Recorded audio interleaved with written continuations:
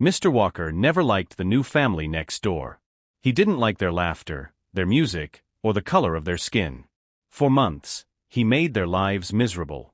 But one stormy night, when his chest tightened and his breath slipped away, the last face he expected to see leaning over him was the one he judged the most. And that's when everything changed.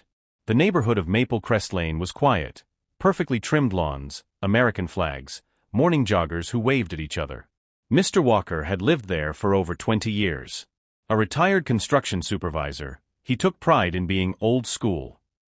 Then one spring morning, a moving truck pulled up to the vacant house next door.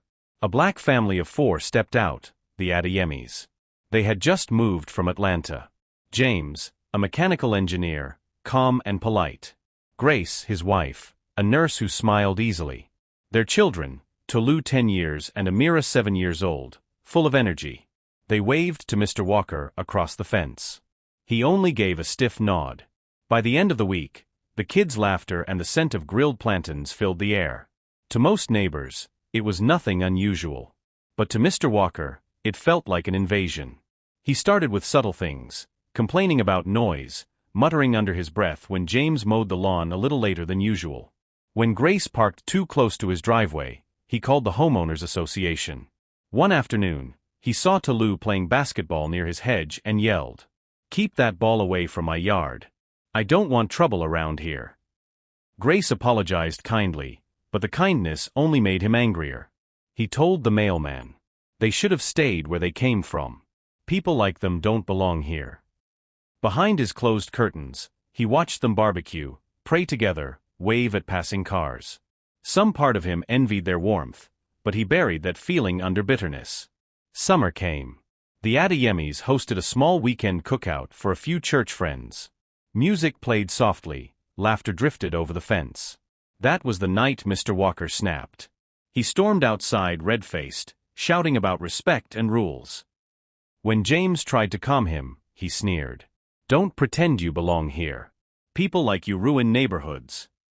Everyone went silent.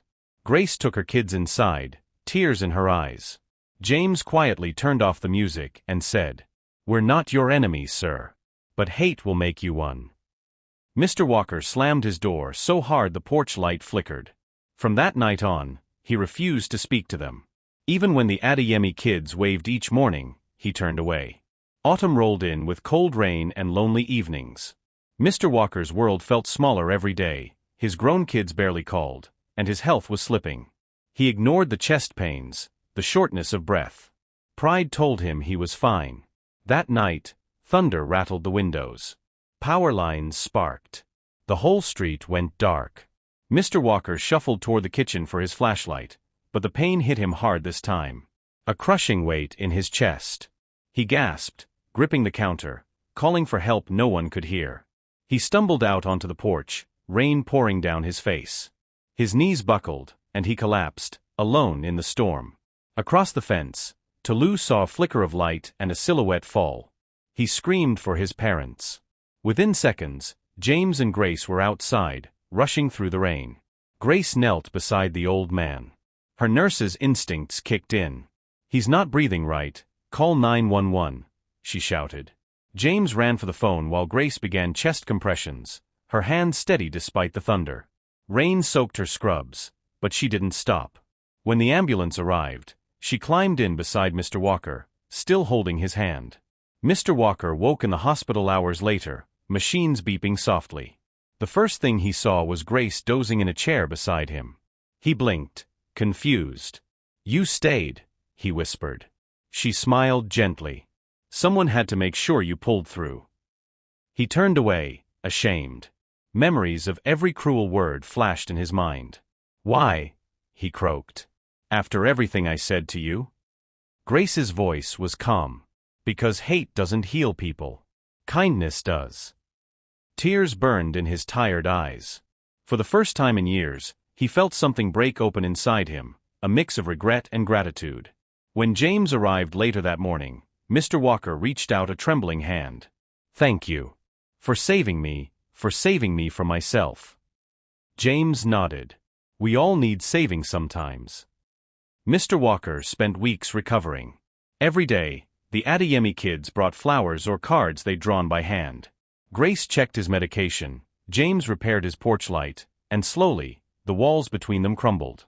By winter, Mr. Walker was a new man. He started joining the Adeyemis for Sunday dinners, learning about their culture, their stories, their food. The laughter that once annoyed him became the sound he looked forward to most. One afternoon, as snow fell lightly outside, he looked at them around the table and said, "I spent so many years fearing what I didn't understand. But you taught me something I'll never forget. Love doesn't care about color." Grace smiled. "It never has, Mr. Walker." From that day, neighbors noticed a different man on Maple Crest Lane. The same one who once glared from his porch now waved first. And whenever newcomers moved in, no matter their accent, color, or faith, he was the first to knock on their door with a pie and a warm welcome. Hate is heavy. It blinds the heart and poisons the soul. But kindness, especially the kind that asks for nothing in return, can break the hardest stone. Mr. Walker learned that the people he feared were the very ones who showed him what humanity truly means.